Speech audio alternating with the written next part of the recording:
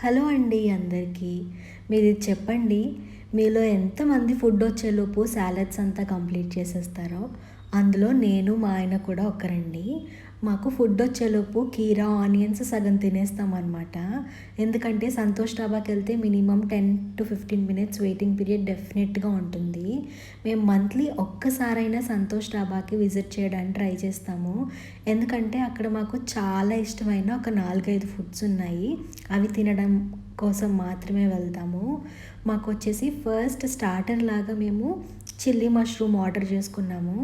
అదైతే సూపర్ యమ్మీ. మా husband feedback కూడా ఇచ్చారు, స్క్రీన్లో మీరు చూడొచ్చు.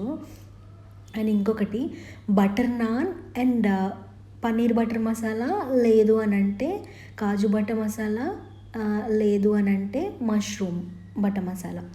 ఈ మూడిట్లో ఏదైనా ఒక డిష్ ఆర్డర్ చేసుకుంటాము గ్రేవీ కోసము.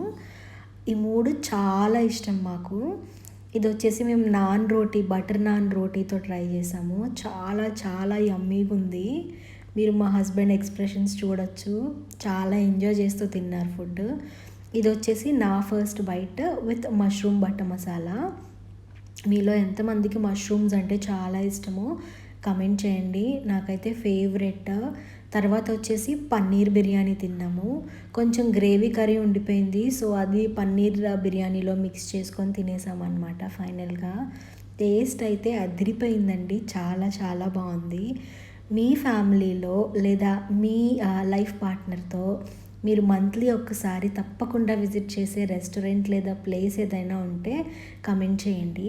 నేను మా ఆయన డెఫినెట్గా మంత్లీ ఒక్కసారి అయితే డిన్నర్కి బయటికి వెళ్తామండి. అలా ఈరోజు సంతోష్ డాబాకి వెళ్ళాము. ఫుడ్ అయితే అదిరిపోయింది, భలే ఎంజాయ్ చేసాము.